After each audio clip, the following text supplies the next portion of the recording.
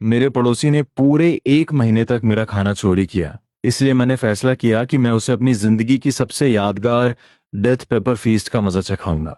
मैंने delivery note में साफ लिख दिया कि मुझे बहुत ज़्यादा तीखा खाना पसंद है और अगर तीखा नहीं हुआ तो मैं बैड रिव्यू दूंगा। और फिर मैंने उसमें दुनिया की सबसे तीखी डेथ पेपर एसेंस का आधा कैन मिला दिया। हमेशा की तरह उसने मेरे डोरबेल की तरफ अपनी मिडिल फिंगर दिखाई और बड़े घमंड से मेरा टेक अवे उठा लिया। रात के ठीक 1 बजे ऊपर से एक दिल दहला देने वाली चीख सुनाई दी, हल्ला। फिर एक एम्बुलेंस आई और उसे ले गई। पुलिस मेरे पास आई और कहने लगी कि मुझ पर पॉइजनिंग का शक है। मैंने बड़े आराम से वो वीडियो बाहर निकाला जो उसकी चोरी की करतूत का सर्विलेंस वीडियो था, और साथ ही अपनी वो हालिया पोस्ट भी दिखाई जिसमें मैंने लिमिट हॉट पेपर चैलेंज को स्वीकार किया था। पर ये नेट इतना लैग क्यों मार रहा है? ऐसा तो नहीं होना चाहिए। मैंने अभी अभी 100 मेगाबिट्स ब्रॉडबैंड में अपग्रेड किया है। लॉन्ग ऑटिन क्यांगे 8 7 मेगाबाइट्स अपलोड कर रहा है और डाउनलोड स्पीड सिर्फ 0.2 मेगाबाइट्स पर सेकेंड आ रही है। ऊपर रहने वाला जॉक्यांग, उसने अपना ऑनलाइन नाम ऐसा रख रखा है उसे सच में लगता है कि वो कोई डोमिनेटिंग सीईओ है। छोड़ो, उससे बात करना ही बेकार है, सिर्फ अपनी थूक बर्बाद करना है। मैंने अपना वाईफाई पासवर्ड बदल दिया, नंबर्स और सिंबल्स को मिक्स करके पूरे 16 डिजिट्स का। अब जरा गैस करके दिखाओ।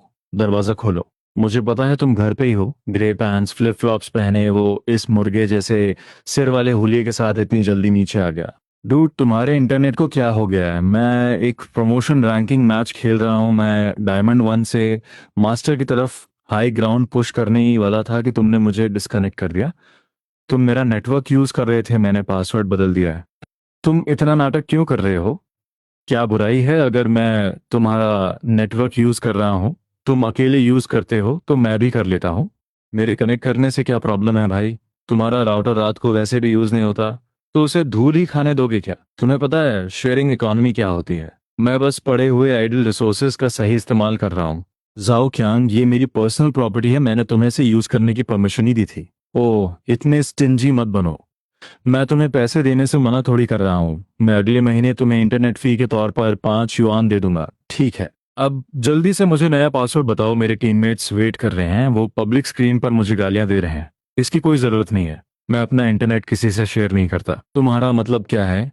जो साफ साफ कहा वही मतलब है। अगर मैंने तुम्हें दोबारा मेरा वाईफाई यूज करते पकड़ा तो मैं सीधे पुलिस को कॉल कर दूंगा। हाँ हाँ, कर दो पुलिस को कॉल। सिर्फ इंटरनेट यूज करने के लिए तुम पुलिस बुलाओगे? क्या लगता है पुलिस ये सब हैंडल करेगी? ये कितनी ट्रिवियल मैटर है, हम पड़ोसी हैं। अगर तुम इस रिलेशनशिप को इतना स्टिफ बनाओगे तो इसमें तुम्हारा क्या फायदा है? ठीक है भाई, तुम कुछ ज्यादा ही अरविंद बन रहे हो। चलो वेट एंड सी, तुम बाद में बहुत पछताओगे। महीने का 5 युआन इंटरनेट के लिए है। सुनो सब लोग, मैं जरा ईमानदारी से एक बात कहता हूँ। आजकल के यंग पीपल सच में दिन ब दिन और इम्पोलाइट होते जा रहे हैं। ऐसी छोटी छोटी बातों के लिए वो पूरे नेबरहुड रिलेशनशिप को खराब कर देते हैं। हम सब एक ही कम्युनिटी में रहते हैं। जब हम एक ही कम्युनिटी में रह रहे हैं तो मिलकर क्यों नहीं रह सकते? यंग पीपल, तुम्हें थोड़ा ओपन माइंडेड होना चाहिए। सही कहा। पास का पड़ोसी दूर के रिश्तेदारों से कहीं बेहतर होता है। क्या तुम आराम से बात नहीं सुलझा सकते थे? आजकल लोग बहुत पेटी हो गए हैं।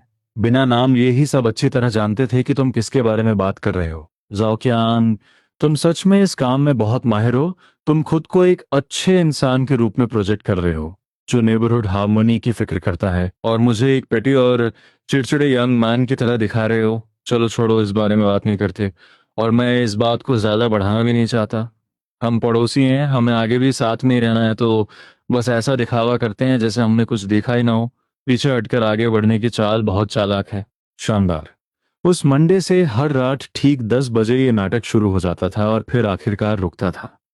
लगातार 3 दिनों से ये एकदम टाइम पर हो रहा था, एक अलार्म क्लॉक से भी ज्यादा एक्यूरेट। नहीं, नॉइज कैंसलिंग हेडफोन्स आवाज को तो दबा सकते हैं पर इस वाइब्रेशन को नहीं रोक वो जो लो फ्रीक्वेंसी और लगातार होने वाला इम्पैक्ट था, वो किसी हथौड़े की तरह सीधे नसों पर एक के बाद एक वार कर रहा था। नहीं, अब तो मुझे ऊपर जाना ही पड़ेगा। आप लोग रात को क्या करते रहते हैं? हर रात 10 से 11 बजे के बीच ऊपर से बहुत शोर आता है। क्या आप लोग प्लीज थोड़ा धीरे आवाज करेंगे? क्या तुम्हें दिखाई नहीं देता कि बच्चे नेचुरली थोड़े लाइवली होते हैं?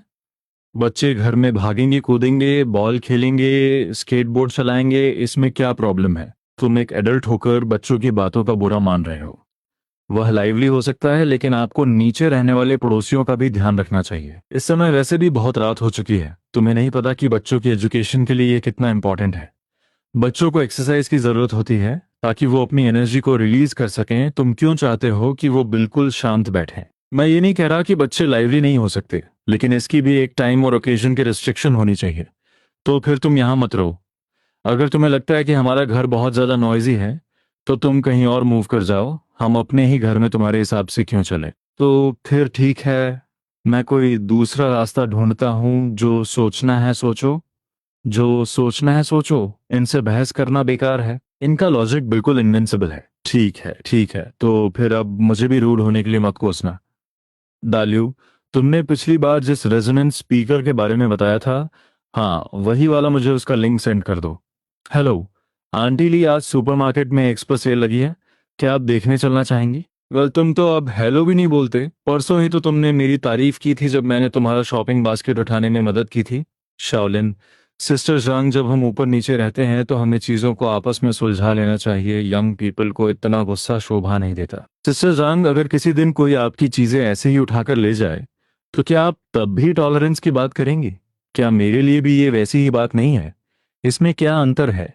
कृपया डिवाइस को लोड बेयरिंग वॉल या सीलिंग के बिल्कुल करीब रखें। ध्यान रहे कि कांटेक्ट सरफेस एकदम फ्लैट और फॉर्म होनी चाहिए। 30 हर्ट्ज, 40 हर्ट्ज, 50 हर्ट्ज।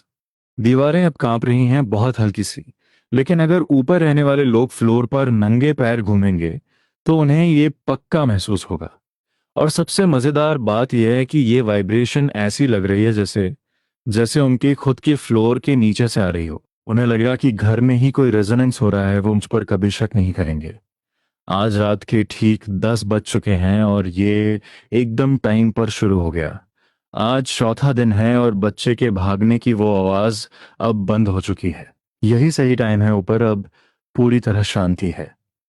हे, इस फ्लोर को क्या हो गया है? ये ऐसे कांप क्यों रहा है? क्या तुम्हें कोई वाइब्रेशन महसूस नहीं हो रही? मेरे पैरों के नीचे लगातार एक हमिंग साउंड आ रही है। तुम्हें सच में फील नहीं हो रहा? क्या नीचे रहने वाला कोई कुछ कर रहा है? नहीं, वो कोई रेनोवेशन तो नहीं कर रहा। क्या इस घर में ही कोई गड़बड़ है? ये तो बस एक फीडबैक है, बिल्कुल एक शीशे की तरह है, जो तुम्हारी दी हुई तकलीफ को ही तुम्हें वापस रिफ्लेक्ट करके दिखा रहा है।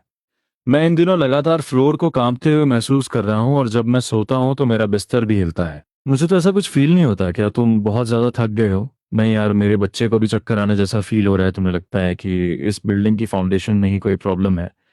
तो फिर तुम प्रॉपर्टी मैनेजमेंट के पास जा सकते हो। प्रॉपर्टी मैनेजमेंट को ढूंढने का क्या फायदा? वो फाउंडेशन की प्रॉब्लम ठीक थोड़ी कर सकते हैं। छोड़ो यार, वैसे भी ये एक रेंटल हाउस है, तो बस जैसे तैसे झेल लो। वो मेरे पास शिकायत लेकर नहीं आए क्योंकि उनके पास कोई एविडेंस नहीं था, कोई वजह नहीं थी, और वो इस बात को लेकर पक्के भी नहीं थे कि ये फीलिंग बाहर से आ रही है। लेकिन शोर पक्का कम हो गया था, यानी पहला स्टेप कामयाब रहा। Red oil hot pot beef, golden soup fat beef, spicy hot pot delivery में अभी 35 मिनट्स का समय बाकी है, जो कि ठीक है। हेलो, आपका टेक अवे आ गया है। मैंने इसे नीचे एक्सप्रेस कैबिनेट में रख दिया है। कैबिनेट नंबर B07 है। प्लीज इसे जितनी जल्दी हो सके पिक कर लीजिए। ठीक है, थैंक यू भैया। पर ये तो खाली है। ये तो गलत है। अभी सिर्फ 6:50 हुए हैं और इसे पूरे 8 मिनट पहले ही पिक कर लिया गया था। पिछले 3 सालों में मेरे साथ ऐसा पहली बार हुआ है। कृपया इसे नीचे डिलीवरी कैबिनेट में रख दीजिए। Thank you. 30 मिनट्स वेट, ऐसा कैसे हो सकता है? हेलो भैया, मैंने ही वो स्पाइसी हॉट पॉट ऑर्डर किया था। आपने कहा था कि वो कैबिनेट B12 में है, सही ना? हाँ, मैंने खुद उसे अंदर रखा था और दरवाज़ा भी बंद किया था। मैंने उसकी फोटो भी ली थी। पर ये कैबिनेट तो खुला हुआ है और इसके अंदर कुछ भी नहीं है। ऐसा नहीं हो सकता, शायद कोई इसे उठाकर ले गया। इस कम्युनिटी में आजकल ऐसा नज़ारा अक्सर देखने को मिल रहा है। शायद आप इस बारे में प्रॉपर्टी मैनेजमेंट से कांटेक्ट कर सकते हैं। ठीक है, मैं समझ गया, थैंक यू। मेरे ऑर्डर करने के कुछ ही देर बाद दोनों गायब हो गए। पहली बार मैंने नीचे जाने से पहले जाओ कियांग को कॉरिडोर में आते देखा था, और दूसरी बार मैंने उसके घर वापस आने की आवाज सुनी थी। मेरे पास कोई सबूत नहीं है, लेकिन मुझे पूरा शक है। अंकल यू, क्या नीचे एक्सप्रेस लॉकर के पास कोई कैमरा लगा है? हाँ, क्या बात है शालिन, मेरा टेकअवे 2 बार चोरी हो चुका है। ये संभालना थोड़ा मुश्किल है। डिलीवरी कैबिनेट का मॉनिटरिंग सिस्टम कंपनी का है, हमारे प्रॉपर्टी मैनेजमेंट का नहीं। तुम्हें इसे चेक करने के लिए उनके कस्टमर सर्विस से कांटेक्ट करना होगा। ठीक है, मैं समझ गया उस लॉकर कंपनी का कस्टमर सर्विस नंबर क्या है। ये लो, लेकिन मैं तुम्हें पहले ही बता दूं, उनकी कस्टमर सर्विस बहुत ही ढीली है। तुम्हें इसके लिए पहले से मेंटली प्रिपेयर रहना होगा। Thank you uncle you. Hello दालियू, मेरा एक सवाल था। तुमने पिछली बार कहा था कि तुम्हारा टेकअवे चोरी हो गया था और फिर तुमने एक मॉनिटर इंस्टॉल किया था। तुमने वो कैमरा कहाँ लगाया था? वह एक कैट आई कैमरा है जो पीप होल के अंदर की तरफ फिट हो जाता है। उसका लेंस बिल्कुल ग्लास के करीब रहता है। बाहर से देखने पर वो एक रेगुलर पीप होल जैसा ही लगता है, लेकिन वो अंदर से पूरे कॉरिडोर को साफ साफ शूट कर सकता है। तुम्हारा खाना 2 बार कैसे चोरी हो गया? डैम, तुम्हें भी एक लगा लेना चाहिए। यह ज्यादा महंगा नहीं है, बस 200 युआन के करीब आता है। क्या ये लीगल है? बिल्कुल लीगल है। तुम एक पब्लिक कॉरिडोर को शूट कर रहे हो, किसी के घर के अंदर की चीजें नहीं। मैं तुम्हें सच बताता हूँ, जब से मैंने ये कैमरा लगाया है मेरा टेकअवे कभी चोरी नहीं हुआ। चोर उस पीप होल को देखते ही दूर रहते हैं। मुझे इसका लिंक सेंड कर दो। वो पीप होल कैमरा पब्लिक एरियाज को शूट करता है, जो कि पूरी तरह से लीगल है। आज मैंने गोल्डन सूप बीफ ऑर्डर किया है और साफ साफ नोट लिख दिया है। मैं एक हैवी स्पाइसी फूड लवर हूँ। कृपया जितना हो सके उतने ज्यादा मिर्च डाल दीजिएगा। जितना तीखा होगा उतना ही अच्छा रहेगा। अगर ऐसा नहीं हुआ तो मैं सीधे बैड रिव्यू दे दूंगा। इस बार मैं इस टेकअवे को डिलीवरी बॉक्स में नहीं रखवाऊंगा, बल्कि सीधे अपने दरवाजे के बाहर जमीन पर। अब बस इंतजार है, पर बाहर कोई हलचल क्यों नहीं हो रही? क्या आज जाओ कियांग घर पे नहीं है? लो आ गया जाओ कियांग। ये सच में तुम ही हो साफ सबूत। पीप होल की तरफ मिडिल फिंगर दिखाने की उसकी यह हरकत, इस मामले में प्रॉपर्टी मैनेजमेंट का एटीट्यूड हमेशा की तरह धुंधला ही रहेगा। मुझे इस खेल को जीतने के लिए और भी बड़े मोहरे चाहिए, एक ऐसा प्लान जो उसे सच में इसकी कीमत चुकाने पर मजबूर कर दे, और वो मुझ पर कोई उंगली भी न उठा सके। पेपर इस पूरी धरती की सबसे तीखी मिर्च। स्कोविल हीट यूनिट के मुताबिक इसकी यूनिट पूरे 2 मिलियन है, जो कि आम मिर्चियों के मुकाबले सैकड़ों गुना ज्यादा तेज होती है। Scoville heat unit Carolina reaper, इस कैरोलिना रीपर का एक बेहद high concentration capsaicin extract. Product description में लिखा था, चैलेंजिंग द लिमिट, कृपया सावधानी बरतें। ये प्रोडक्ट एक हाई कॉन्सेंट्रेशन एक्सट्रैक्ट है। ये सलाह दी जाती है कि हर बार सिर्फ एक ड्रॉप से ज्यादा का इस्तेमाल न करें। त्वचा और म्यूकस मेम्ब्रेन से सीधे संपर्क में ना आने दें। बच्चों की पहुंच से दूर रखें। यदि ये आंखों में चला जाए तो तुरंत भारी मात्रा में दूध से धोएं और मेडिकल हेल्प लें। पूरे 128 युआन की है। सस्ती तो नहीं है, पर वसूल जरूर है। मैंने ऑनलाइन दुनिया का सबसे खतरनाक डेथ पेपर एक्सट्रैक्ट मंगा लिया है, और मैं अपनी लिमिट्स को चैलेंज करने के लिए पूरी तरह रेडी हूं। क्या कोई एक्सपर्ट भाई बता सकता है कि इसे एक बार में कितना डालना चाहिए? मैंने पढ़ा है कि सिर्फ एक ड्रॉप ही काफी है, लेकिन मैं एक्चुअल यूसेज जानना चाहता हूँ। जिन टैंग न्यू रो के बॉस, मैं आपका रेगुलर कस्टमर हूँ। आज प्लीज इसे एक्स्ट्रा स्पाइसी बनाना। जितने हो सके उतने मिर्च डाल देना। जितना तीखा होगा उतना अच्छा रहेगा। अगर तीखा नहीं हुआ तो मैं सीधे बैड रिव्यू दे दूंगा। नोट कर लीजिए कि मैं एक हैवी स्पाइसी फूड लवर हूँ और रोज तीखे खाने को चैलेंज करता हूँ। प्लीज मुझे निराश मत करना। इसकी महक इतनी पंजेंट है कि मैं अपनी आंखें तक नहीं खोल पा रहा हूँ। इंस्ट्रक्शंस के हिसाब से पूरे शून्य। 5 मिलीलीटर्स, जो कि सूप की क्वांटिटी के हिसाब से दर्जनों गुना ज्यादा है। इसका कलर बिल्कुल नहीं बदला है, और इसकी महक भी सूप के ओरिजिनल स्पाइसी अरोमा के पीछे छुप गई है। अपीयरेंस से देखने पर ये बिल्कुल एक नॉर्मल सीक्रेट रेड ऑयल की तरह ही लगा है, कोई अंतर नहीं है। भाई, आपका टेक अवे आ गया है। मैंने इसे दरवाजे के पास शू कैबिनेट पर रख दिया है और एक फोटो भी ले ली है। प्लीज चेक कर लीजिएगा। ठीक है, थैंक यू भैया। लो आ गया। मिडिल फिंगर दिखाने वाली ये मछली जाल में फंस चुकी है। आह, शानदार, यही है आला। जल्दी करो, मैं मर रहा हूँ, मेरा गला जल रहा है। तुमने ऐसा क्या खा लिया? तुम्हें क्या हुआ है? थोड़ा तेल लगाओ, ठंडा तेल भी चलेगा। क्या तुम पागल हो गए हो हीन? तुम मर जाओगे। मैं तीखेपन से मरा जा रहा हूँ। जाओ कियांग को हॉस्पिटल ले जाया गया। आखिरकार पूरी बिल्डिंग में चैन का सन्नाटा छा गया। प्यारे पड़ोसियों, मैं रूम 602 से लिन रुए, रियल नेम के साथ आप सबको रिपोर्ट कर रहा हूँ। उसने मेरे टेकअवे में जहर मिलाया था। मेरे होंठ पूरी तरह सूज चुके हैं और मेरा गला ऐसा लग रहा है जैसे आग लगी हो। मैं अभी इमरजेंसी रूम में हूँ। आप सब मेरे गवाह बनना। ये बात यहीं खत्म नहीं होगी, मैं उस पर केस करूंगा। वो सीधे मेरा मर्डर करना चाहता है। मैंने पुलिस को कॉल कर दिया है। पॉइजनिंग एक क्रिमिनल केस है। आप सबको हमारे लिए गवाही देनी होगी। यह आदमी एक लूनेटिक है। वो बस मेरे पति को मारना चाहता है। ओ माय गॉड, क्या आजकल का पड़ोस इतना डरावना हो चुका है। मैं जानता हूं कि अब एक बड़ा तूफान आने वाला है। बाहर निकलो। तुमने मेरे पति के साथ क्या किया है? तुम एक मर्डरर हो। तुमने यह हरकत करने की हिम्मत तो दिखा दी, पर अब मान क्यों नहीं रहे हो? बाहर निकलो। सिस्टर लियो, इस बारे में कल आराम से बात करते हैं। अभी बहुत रात हो चुकी है। बाकी पड़ोसी सो रहे हैं। मेरे सामने ये बेवकूफ बनने का नाटक मत करो। तुम अभी दरवाजा खोलो। अगर दरवाजा नहीं खोला तो मैं इसे लगातार स्मैश करती रहूंगी। सिस्टर लियो, अगर आप ऐसे ही दरवाजा तोड़ती रहीं तो मैं पुलिस बुला लूंगा।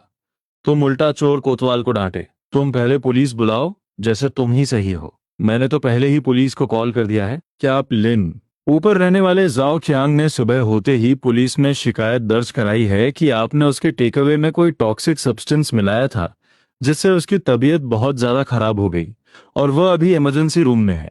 हमें इस इन्वेस्टिगेशन में आपकी कोऑपरेशन की जरूरत है।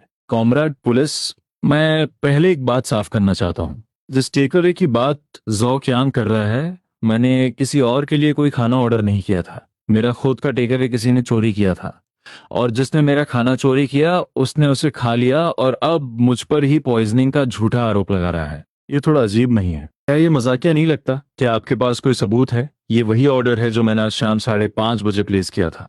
ऑर्डर टाइम, डिलीवरी टाइम और रिमार्क्स, सारी इंफॉर्मेशन साफ साफ रिकॉर्ड है। और ये वो डिलीवरी फोटो है जो डिलीवरी गाय ने खुद ली थी। तो फिर ये टेक अवे अभी कहाँ है? ये चोरी हो चुका है, लेकिन मेरे पास पक्के सबूत हैं ये साबित करने के लिए कि इसे किसने चुराया है। क्या ये आपका कैमरा है? जी हाँ, मैंने ये मॉनिटर खुद इंस्टॉल किया है, जो पीप होल के अंदर छुपा हुआ है। ये सिर्फ पब्लिक कॉरिडोर को शूट करता है, किसी के घर के अंदर नहीं। ये पूरी तरह लीगल है। मुझे नहीं पता कि वो जहर की बात क्यों कर रहा है, लेकिन मैं आपको बता सकता हूँ कि मैंने अपने खाने में सिर्फ मिर्चियां मिलाई थी। देखिए, मैंने रिमार्क्स में साफ साफ लिखा था कि मैं एक हैवी स्पाइसी फूड लवर हूँ। प्लीज सबसे तीखी मिर्च डालना। ये मेरी रियल डिमांड थी। 3 दिन पहले मैंने चिली एक्सट्रैक्ट के बारे में इंटरनेट पर एक वीडियो भी पोस्ट की थी। तो आपका मानना है कि जाओ कियांग की ये हालत आपके खुद के लिए तैयार किए गए सुपर स्पाइसी टेकअवे को चोरी करके खाने की वजह से हुई है? मुझे पूरा यकीन है कि मैंने कोई पॉइजनिंग नहीं की है। मैंने खाना खुद अपने लिए मंगाया था और नोट भी खुद लिखा था। अगर किसी ने इस खाने को चुराया और उसे खाने का फैसला किया, तो उसे अपने इस फैसले के कॉन्सिक्वेंसेस खुद ही भुगतने होंगे। हमारे देश में कितने सारे लोग मिर्च खाते हैं, तो क्या वो सब पॉइजनिंग कर रहे हैं? जांग जाओक्यान की हालत कैसी है? हॉस्पिटल की प्रिलिमिनरी डायग्नोसिस के मुताबिक यह एक एक्यूट कैप्सेशन पॉइजनिंग का मामला है। जाओक्यान के मुंह, इसोफेगस और स्टमक पर जलने के साफ निशान हैं। अंदर कोई दूसरा टॉक्सिक सब्सटेंस नहीं मिला है। तो फिर कोई प्रॉब्लम नहीं है।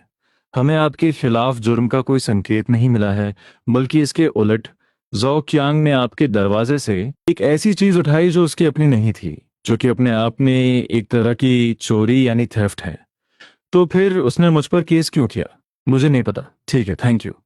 बाय द वे, आगे से अपना टेक अवे खुद ही रिसीव किया करो, दरवाजे पर छोड़ना सेफ नहीं है। रिमाइंडर के लिए शुक्रिया, मैं इसे ध्यान रखूंगा। मजेदार बात यह रही कि जिस एक हफ्ते तक जाओ क्यांग हॉस्पिटल में एडमिट था, पूरी बिल्डिंग का माहौल पूरी तरह बदल गया।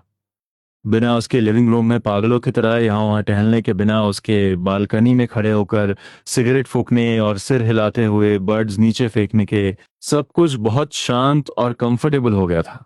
पर अचानक ये क्या हुआ? लाइट लाइन में कुछ एबनॉर्मैलिटी डिटेक्ट हुई है। कृपया कनेक्शन चेक करें या रिपोर्ट दर्ज करें।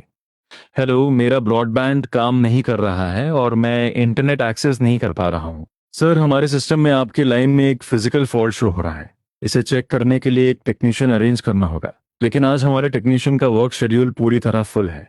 मैं सजेस्ट करूंगा कि आप टेम्पररी फिक्स के तौर पे अपने फ़ोन का हॉटस्पॉट यूज़ कर लें। हॉटस्पॉट से सिर्फ नॉर्मल ब्राउजिंग हो सकती है, लेकिन मेरे काम के लिए बहुत सारे मटेरियल्स डाउनलोड करने पड़ते हैं और अक्सर सैकड़ों मेगाबाइट्स की डिज़ाइन फाइल्स को अपलोड करना पड़ता है, जिसके लिए हॉटस्पॉट काफ़ी नहीं है। मैंने खुद जाकर कॉरिडोर चेक करने का फैसला किया। ये किसी चूहे की करतूत नहीं है। ये साफ तौर पर एक मैन मेड फिजिकल डैमेज है। जॉ क्यांग ने बदला लेने का सबसे सटीक तरीका चुना था। मेरा इंटरनेट काटना यानी सीधे मेरी इनकम का जरिया बंद करने जैसा था। इसे यहां से काटा गया था, आपको इसकी पूरी रिवायरिंग करनी होगी। आज बहुत देर हो चुकी है और ऐसी मैन मेड डैमेज मुफ्त की रिपेयर सर्विस में कवर नहीं होती। रीवायरिंग के लिए पूरे 380 लगेंगे। पैसे ज्यादा नहीं है, पर वो जानता है कि मेरे पास इंटरनेट नहीं है और वो यह भी जानता है कि मैं इस बारे में कुछ नहीं कर सकता। वह बस मेरे टूट जाने का इंतजार कर रहा है और इस पूरे खेल को एंजॉय कर रहा है। तुम वहां क्या कर रहे हो? कुछ नहीं, मैं वापस आ गई हूँ। हाथ मुंह धो लो और खाना खा लो। उस च्युइंग गम और टूथपिक्स के कचरे को साफ करने में पूरे 20 मिनट लग गए। उस कचरे से एक सस्ती स्ट्रॉबेरी फ्लेवर की महक आ रही थी। जॉकियांग का बेटा हमेशा साइड से आता था और नीचे झुक जाता था ताकि वो सीधे कैमरा की फ्रंटल रेंज से बच सके। वो जानता है कि यहाँ कैमरा लगा है। उसके पेरेंट्स ने ही उसे सिखाया है कि क्या करना है। कैमरा सिर्फ सामने की चीजें शूट करता है, इसलिए वो साइड की दीवार के उस ब्लाइंड स्पॉट में छुप जाता था। मैंने कैमरा को सीधे स्टेयरवे की तरफ शिफ्ट कर दिया। अब जब मैं इसका वाइड एंगल लेंस ऑन करूंगा तो उसका एक एक कदम और उसके हाथ की हर एक चीज साफ रिकॉर्ड हो जाएगी। क्या बात है, आपके बेटे ने यहाँ कचरा फेंका, पेशाब किया और मेरे ताले को भी ब्लॉक कर दिया। यह रहा इसका वीडियो सबूत। इससे मेरा कोई लेना देना नहीं है। वो तो अभी सिर्फ एक बच्चा है। आप एक एडल्ट होकर बच्चों जैसी बातें कैसे कर सकते हैं? क्या एक बच्चे से बहस करना आपको शोभा देता है? यह वही पुरानी घिसी पिटी लॉजिक थी। उसकी बनाई इस दुनिया में बच्चा शब्द एक यूनिवर्सल शील्ड की तरह था। मैं उससे बहस नहीं कर रहा हूँ, मैं आपसे बात कर रहा हूँ। वो आपका बच्चा है और उसे डिसिप्लिन में रखना आपकी जिम्मेदारी है। अगर उसने आगे भी ऐसा करना जारी रखा तो मैं कड़े कदम उठाऊंगा। तुम क्या कर लोगे? पुलिस को कॉल करूंगा। पुलिस बुलाकर क्या उखाड़ लोगे? वो सिर्फ 7 साल का है, तुम्हें क्या लगता है पुलिस उसे अरेस्ट कर लेगी? ठीक है, मैं समझ गई। आगे से हमारे दरवाजे पर दस्तक देने की हिम्मत मत करना। मेरा बच्चा बहुत डरपोक है। अगर तुम्हारी वजह से उसे कोई प्रॉब्लम हुई तो उसके जिम्मेदार तुम होगे। जाओ क्यांग अब चालाक हो चुका था। वह खुद सामने आकर हरकत नहीं करता, बल्कि पर्दे के पीछे छुपा रहता है। वह अपने बच्चे को एक हथियार की तरह यूज कर रहा है और माइनर्स के लिए समाज के टॉलरेंस को अपनी ढाल बना रहा है। और मैं इन दोनों ताकतों के बीच फंस चुका हूँ। मुझे अब एक नए प्लान की जरूरत है। कोई ऐसा वैसा काउंटर अटैक नहीं, बल्कि एक ऐसा परमानेंट सोल्यूशन जो इस पूरे ड्रामे को हमेशा के लिए खत्म कर दे। जॉकियांग अपनी पुरानी इलेक्ट्रिक बाइक पर सवार होकर यूनिट डोर से बाहर निकला। मेरे दिल में उसके लिए थोड़ी बहुत इज्जत बची थी। मुझे लगता था कि वह अपने खाली समय में मेहनत करता है, लेकिन अब जब मैं सोचता हूँ तो उसकी हर हरकत में कमियां नजर आती हैं। सुबह ठीक 7:12 पर जाओ क्यांग खाली हाथ बाहर निकला। पहली बात, उसके निकलने का टाइम ही गलत था, जो कि नॉर्मल डिलीवरी के रिदम से बिल्कुल मैच नहीं करता था। कभी कभी वो सुबह 9 बजे निकलता और दोपहर 3 बजे घर पे रहता था। और उसकी उस टूटी फूटी इलेक्ट्रिक बाइक पर कभी कोई फूड डिलीवरी बॉक्स नहीं दिखा। एक असली डिलीवरी राइडर के लिए फूड डिलीवरी बॉक्स एक स्टैंडर्ड पहचान होती है। बिना बॉक्स के कोई कैसे डिलीवरी कर सकता है? दूसरी बात, जब वो वापस आता तो उसके हाथों में अक्सर कई तरह के टेक अवे बैग्स और कार्डबोर्ड बॉक्सेस होते थे। मैं पहले सोचता था कि ये वो ऑर्डर्स हैं जिन्हें वो डिलीवर नहीं कर पाया, पर अब मुझे समझ आया वो डिलीवर करने वाले ऑर्डर्स नहीं थे, बल्कि वो सामान था जिसे उसने चुराया था। एक डिलीवरी मैन की ये पहचान उसका सबसे बेहतरीन कवर थी। मैंने उसके इस पैटर्न को रिकॉर्ड कर लिया। वह ज्यादातर सुबह के समय काम करता है। उसका टारगेट एरिया आसपास की प्रॉपर्टीज और पुरानी कम्युनिटीज का मैनेजमेंट होता है। जुर्म करने का समय ठीक डिलीवरी के पीक आवर्स खत्म होने के आधे घंटे बाद का होता है, जब पैकेज डिलीवर हो जाता है लेकिन रिसीवर अभी तक नीचे नहीं आया होता। यही समय का फासला उसकी चोरी की सबसे बड़ी गोल्डन विंडो होती है। हेलो, मैंने आपकी खोई हुई एक्सप्रेस डिलीवरी के बारे में पोस्ट देखी थी। मैं इस बारे में कुछ जानता हूँ, क्या हम डिटेल में बात कर सकते हैं? तुम कौन हो? मैं भी पास में ही रहता हूँ और मैं भी इस चोरी हुए पैकेज की जांच कर रहा हूँ। तुम्हारा क्या सामान खोया है? क्या तुम्हारा भी कुछ चोरी हुआ है? जी हाँ मैडम। तुम्हारा क्या खोया था? एक बॉक्स इंपोर्टेड मिल्क पाउडर का, जिसकी कीमत 1,000 से ज्यादा थी। दीदी, आपका किस ब्रांड का मिल्क पाउडर खोया था? मैं ऑनलाइन इस पर नजर रखूंगा। यह रहा वो ब्रांड और उसकी पैकेजिंग। इसे किसने बेचा था? दीदी, आपने किस पुलिस स्टेशन में इसकी रिपोर्ट दर्ज कराई थी? आप पहले हुजू को ढूंढिए, जो शायद बाद में बहुत काम आ सकता है। जाओ क्यांग के काम की स्पीड दिन ब दिन और हाई होती जा रही थी। सामान शाम के ठीक 6 बजे चोरी हुआ था और रात के ठीक 9 बजे उसे इंटरनेट पर लिस्ट भी कर दिया गया। टर्न अराउंड टाइम 3 घंटे से भी कम का था। हेलो, मैंने ईयरफोन्स को लेकर आपका मैसेज देखा था। मुझे शायद पता है कि वह सामान कहाँ है। इस बॉक्स पर एक छोटा सा स्क्रैच है। जब मैंने इसे खरीदा था तब मैंने ये नोटिस किया था। ये इंसान कौन है मैं आपको बताऊंगा कि ये कहाँ है, लेकिन पहले मुझे आपसे एक काम करवाना होगा। बस उसे फॉलो करो। उसके पास नए प्रोडक्ट्स बहुत जल्दी अपडेट होते हैं और बहुत सस्ते भी होते हैं। बंदा बहुत अच्छा है, कभी कभी तो आपके दरवाजे तक डिलीवर करने आ जाता है। ये कोई साधारण पहचान नहीं थी, बल्कि एक सोची समझी डिस्गाइज थी। तुम्हें ये सारे वीडियोस कहाँ से मिले? कैट आई कैमरा से इसे मैंने खुद इंस्टॉल किया है। ये कॉरिडोर का एरिया है जो कि एक पब्लिक एरिया है, इसलिए ये पूरी तरह लीगल है। तुम उसे कब से जानते हो? जब से मैं यहाँ मूव होकर आया हूँ तभी से मैं उसे जानता हूँ। ये सब उस वी5 इंसिडेंट से शुरू हुआ था। वाईफाई चोरी करना, दरवाजा पीटना और शोर मचाना। फिर उसके बाद टेकअवे से मिर्च वाले खाने की चोरी हुई। फिर मेरा इंटरनेट काटा गया, ताले को ब्लॉक किया गया। तो मैं उसके सेकंड हैंड अकाउंट को चेक करने का ख्याल क्यों आया? क्योंकि जब उसने खाना चलाया था तब उसने यूनिफॉर्म तो पहन रखी थी, पर उसके पास कोई डिलीवरी बॉक्स नहीं था। इसलिए मैंने उसका सेकंड हैंड अकाउंट चेक किया और पाया कि वह चोरी किए हुए डिलीवरी बॉक्सेस और सामान बेच रहा था। तुमने इस पूरे मामले को बहुत प्रोफेशनली ऑर्गेनाइज किया है। टाइमलाइन, चेन ऑफ एविडेंस और विक्टिम्स की गवाही। तुम काम क्या करते हो? मैं एक यूआई डिजाइनर हूं। अगर ये सब वेरीफाई हो जाता है तो ये पहले से ही क्रिमिनल केस बन चुका है। इसमें इन्वॉल्व कुल अमाउंट हजारों युआन का है, जिसमें मल्टीपल थेफ्ट शामिल है। इस पर अब ऑफिशियली केस फाइल किया जाएगा। मैं समझता हूं कि तुम्हें बाद में सहयोग करना होगा, एविडेंस को पहचानना होगा और अदालत में गवाही देनी होगी। क्या तुम कोऑपरेट करने के लिए तैयार हो? जी हाँ। तुम पहले घर वापस जाओ, मैं तुम्हें इस मामले की प्रोग्रेस के बारे में इन्फॉर्म कर दूंगा। सुनो, सब लोग, हाल ही में मेरे और जॉक यान के बीच जो भी कॉन्फ्लिक्ट हुआ था उसका नतीजा बहुत जल्द सबके सामने आने वाला है। तब सबको सब कुछ पता चल जाएगा। न्याय को पाने के लिए थोड़ा पेशेंस, पक्की एविडेंस और शांत दिमाग की जरूरत होती है, और इस सब की शुरुआत खुद को प्रोटेक्ट करने से होती है। मैंने आज सुबह तीसरी मंजिल के उस निवासी को पुलिस द्वारा ले जाते हुए देखा।